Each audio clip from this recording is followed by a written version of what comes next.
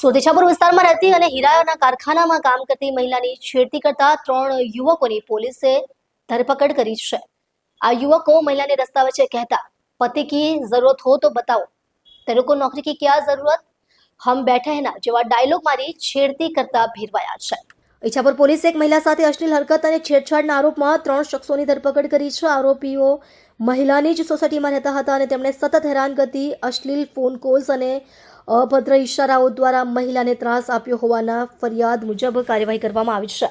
Ichchhapur police મથક હદમાં રહેતી 34 વર્ષ મહિલા ઘરે એકલી રહે છે। તે જ સોસાયટીમાં રહેતા 3 યુવકો તેને હેરાન કરતા હતા।